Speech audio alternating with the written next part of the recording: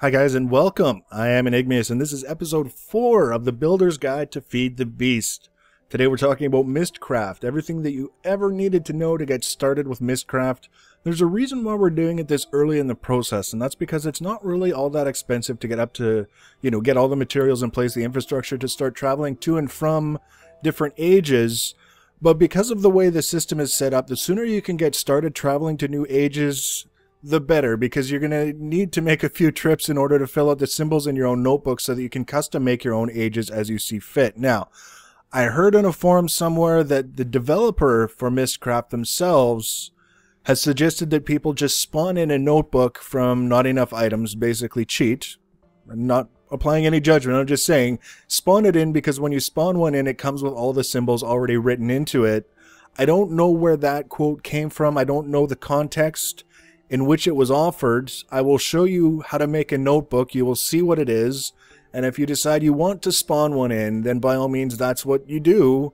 But I don't need to do a 20-minute tutorial on how to spawn in a book, so I'm going to take the assumption that some of you want to do it the way I did it, which is sort of the long way. There's no other way to put it.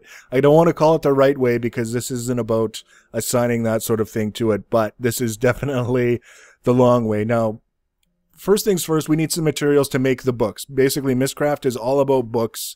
You make certain books that send you to different ages and books that bring you back home.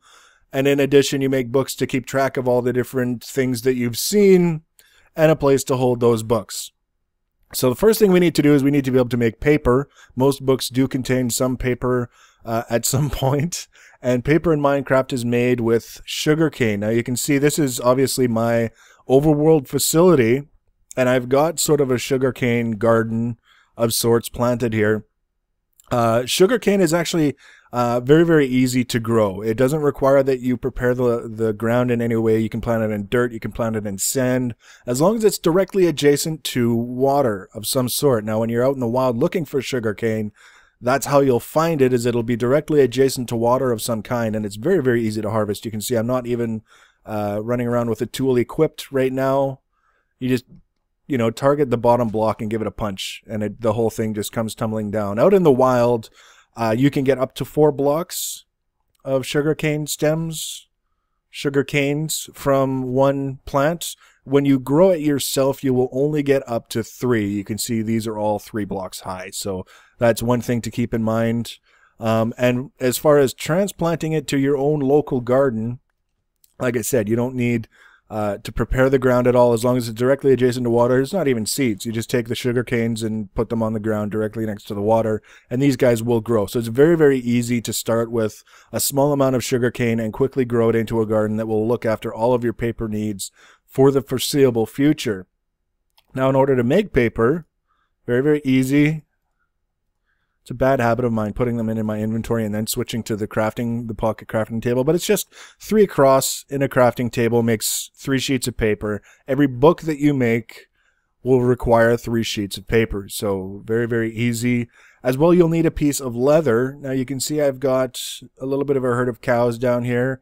The crazy thing is there were no cows anywhere near my facility for the longest time. And then there were a couple that spawned in terms of time, quite a distance apart, just over here, sort of where it's a little bit snowy in the trees there. So I lured them over with some hay. They made some babbies, and then the babbies made babbies, and on it went until I've got what I've got here. And then I realized I don't need any more leather. I've got plenty of leather for now. So they're just kind of chilling out, doing their thing. They've got some water and stuff. They can take a bath or whatever, and they're keeping my bees company. So, it's not a bad thing. The nice thing about MystCraft in terms of what you need to get started with it, especially in the early to middle game, is that you're not being asked to go out and do anything super special.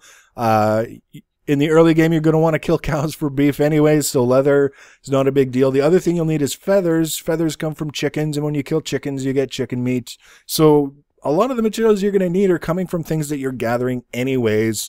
Just as far as MystCraft is concerned, it just narrows our focus a tiny bit. So cows, chickens, and sugarcane is basically what you need to get started. In addition, you will need 5 planks of wood and 1 ink sac. And ink sacs are dropped by squid, and I think I actually have Yeah, they're not showing up now, but I usually have squid swimming around in this area up here. So not difficult at all to get the materials that you need to get started.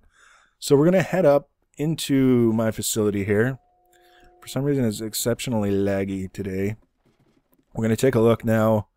This is a writing desk that I've set up specifically for this little guide video to help illustrate how things work. Now, to make the writing desk very simple. It's not, yeah, I don't have it there. Writing desk.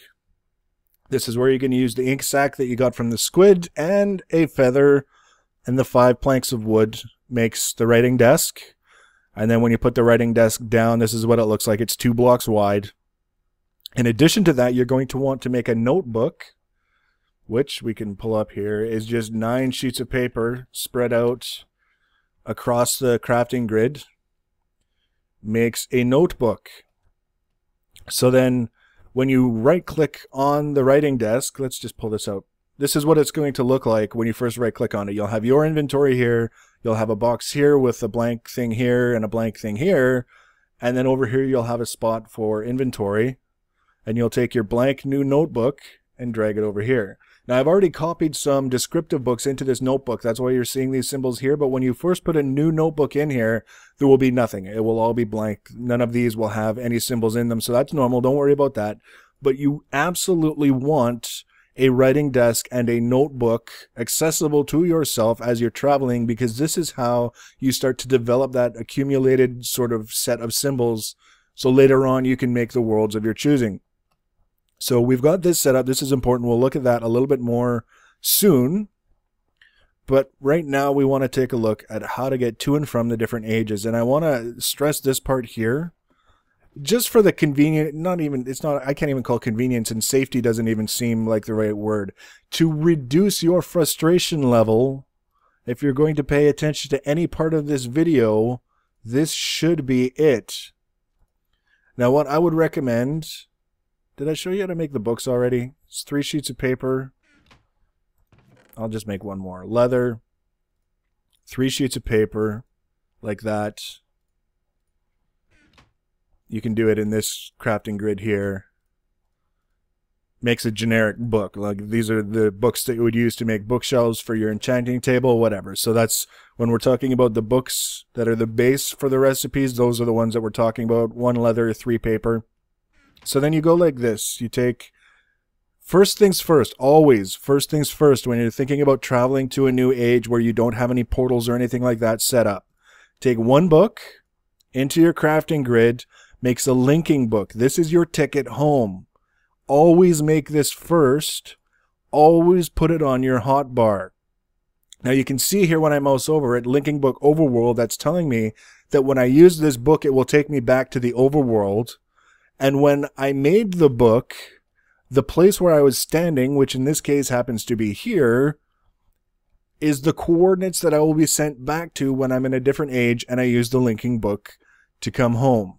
So this is where I will reappear in the overworld when I use this linking book. I cannot use this linking book in the overworld to send myself to another location in the overworld. I have to be in a different age. So that's, for safety's sake, make the linking book first and put it on your hotbar. Next thing you do is take a book and a feather, and it makes a descriptive book. Now this book currently is blank. There's nothing in it. If I wanted to make my own world with symbols that I had on my writing desk, I would take this to my writing desk and put it in and copy symbols. And I'll show you that in a little while. But for now, I'm assuming you're brand new to all of this. You haven't been traveling to any ages yet. The only way to get the symbols is to go to a randomly generated age. And the way you make a randomly generated age is you right-click on the descriptive book, left-click on the black sort of window in the book, and it will generate the age. In the meantime, it freaks you out, makes you think you're falling and you're going to die a horrible, tragic falling death. And then here you are. Now you can see, first of all, I've got the drunk effect, the nauseous sort of thing going on. And you also want to take a look. Yeah, I've got the hunger. Hunger 3 sucks. Look what it does to my hunger bar. Like, I was full hunger when I got here, and already I'm near starving to death. Where it really sucks is when you've got the quantum suit helmet, because look at how fast it takes off energy. It's 10,000 EU every couple of seconds. So this is one of the reasons why I say put the linking book on your hotbar, so that when you come into a world like this where you've got nausea, you've got hunger 3, it doesn't really look like there's anywhere that you can go or anything that you want to do. There's nothing particularly exciting here. You just select it on your hotbar, right click, click on the black guy there, the black window, and the debuffs will persist until their timer counts down, even in the overworld, but once it reaches 0, it'll drop off. It won't be reapplied like it would in that world. So then you notice when we traveled with the descriptive book, we dropped the book on the floor. So we want to pick that up. We hold down shift, right click, goes onto our hotbar. And then we take it to our desk. Actually, we'll use the one downstairs because it's more likely that we'll actually get to see it do something. So then we take it here and we put this descriptive book in here. You can see it added some symbols here. Now, I'd already traveled to a couple of different ages and copied the books, the descriptive books, into this notebook just so that you could see some additional things. But this is how you can look and see what the different terrain features of that world were. First, we had huge biomes, snowy rainforest, shrubland, redwood forest, bright eternal weather, fast time, and cave world. Now, it's sometimes you can look at this and you'll be able to see right away where the instability came from. Instability is what caused the nauseous and hunger effects. This one maybe not quite so evident. I don't think cave world necessarily causes any instability. I think it probably because it didn't have enough modifiers in here. Like, it's not specifying sky, it's not specifying much of anything. So that's possibly why. The bottom line is, unless you plan on going back to the world, once you've copied it into the notebook, you can just get rid of this one, which is what I'm going to do. Put it in the recycler. I don't have any desire or intention to go back to that age. So we're going to send that back. So let's go take a look at another one and see what we get. This is basically what I'm doing now is exactly how I got the symbols that I got from my world. Was I would make a descriptive book and a linking book. I would travel to the randomly generated age. I would immediately travel back, copy it into my notebook, and do it again and again and again and again, about 110 times if I'm to be absolutely honest.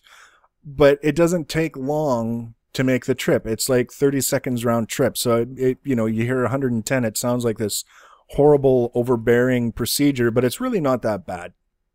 And your mileage may vary. You can get it done faster, you might get it done slower. It's all random. So let's see what we got on the next one. We go right click. Now, I've heard tutorials, I've read forum posts that you have to draw the descriptive book back like a bow. That's old information. It is just as I'm showing you. You right click on it from your hotbar, left click on the window, and off you go. There's no need to draw it or anything like that. So we'll see what's in this world. Big trees? Really big trees? Rain? See, this one, it seems stable, but you saw that up there? That was either a meteor or a random explosion. You can see my textures are getting all wonky, which tends to happen when I travel to a lot of different ages. That's Optifine, I believe, is causing that, which is no big deal. Next time I reload the game, it'll be fine. So, big trees is what this place is all about, apparently. I see fire in the minimap. If you look in the upper right-hand corner, just the 2 little red dots indicates either fire or lava. So, ever since that one time I got caught in a world that was on fire, I've been very, very cautious of trees and instability. So, let's get out of here, and we'll see what symbols we got out of this little adventure. Now, the easiest way, before you put it in your book to see exactly what's in this particular book, is to take a look at it. We've got medium biomes, meadow, alpine, temperate rainforest, dark, eternal rain, normal time, and flat. So again, I think the instability in this case came from not enough symbols, because there's nothing really here that seems like it should be causing instability, but we had instability in the form of explosions. So let's, well, we'll copy it here just in case. And then we'll head downstairs and we'll copy it into the other notebook. And then we'll create our own world and we'll go take a look at what that looks like when we can basically pick and choose the features that we want. So you can see our available biomes is growing. With each descriptive book that we copy into our notebook, we're starting to get some different terrain features and things that we can select for our worlds. And that's basically the heart of MystCraft, is the, you know, getting the symbols so that you can make the worlds, and then whatever you want to do in those worlds, whether you want to make a world that's all wooden tendrils so that you can get a ton of lumber, you can do that. Dense ores, like I said, is a very, very popular one. So what we can do is I'm going to make a custom age.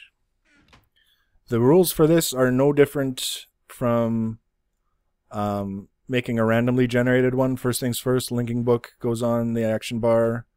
Then we make the descriptive book. In this case, we take our blank descriptive book, we copy it in here, and then we can start thinking about what kind of biomes we want.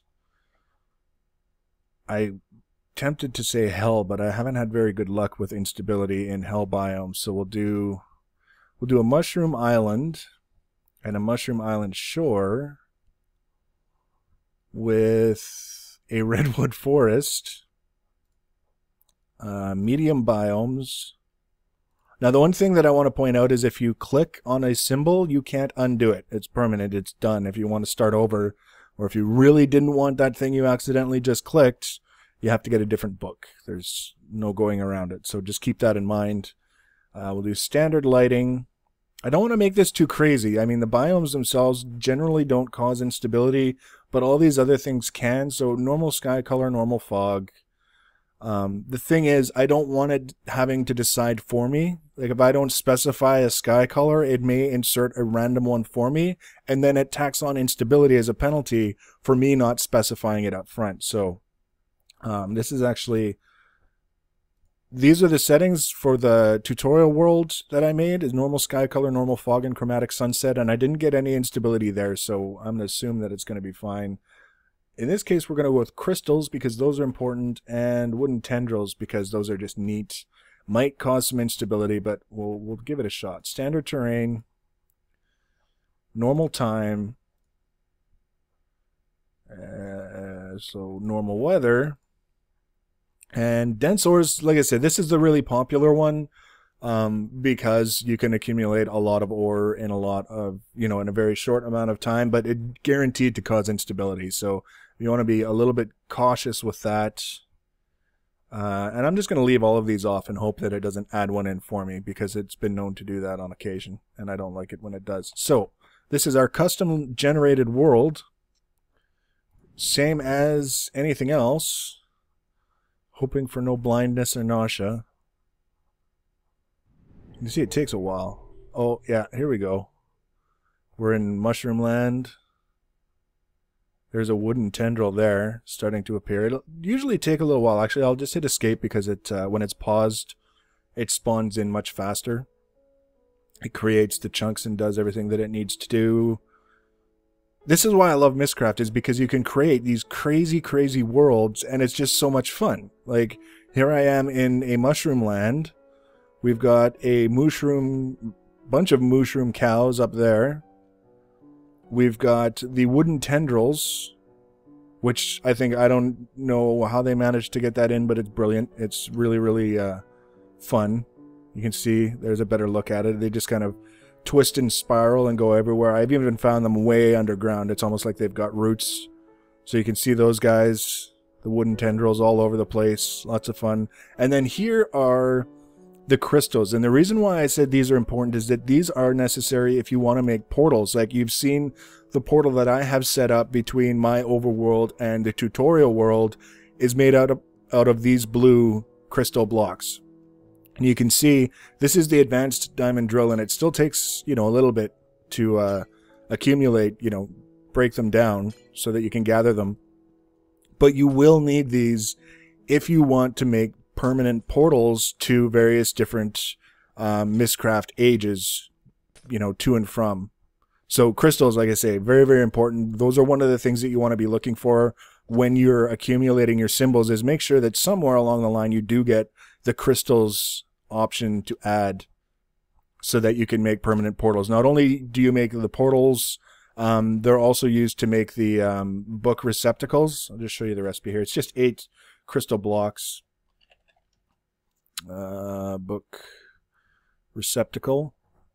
It's just the 8 crystal blocks, and these are what you put on the sides of whatever portal frames you make, and then you put the book inside that dictates where that portal will go to. So very, very important, the crystals.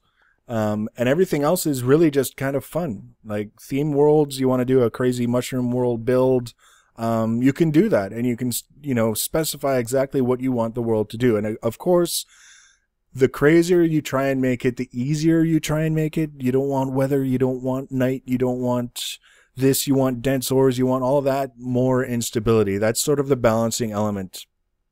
So that's MystCraft in a nutshell, is basically creating the linking books to get home, create the descriptive book, let the game generate the world randomly for you, bring it back home, and copy the symbols into your notebook in your writing desk. And you keep doing that until you've got all of the symbols you want, and then you can start creating your own descriptive book symbol compilations and carry on from there. I've never killed a mushroom because every time I came across these when I was getting the different symbols, I had the weakness debuff, so my chainsaw didn't work. You're lucky, mushroom. I'm not in that kind of mood today. So that's MystCraft. You'll be seeing me use a lot of this in my own series because I do plan on doing like themed builds where I create a particular world and then I go to that world and I do a build that fits in sort of with that world. You can use it for harvesting different things. You can say, I need a world where I can go whenever I need wood that has wooden tendrils and giant frickin' redwoods. Whatever you want. You want mushroom soup on demand? That's what you got. So, MystCraft, absolutely awesome. I love it.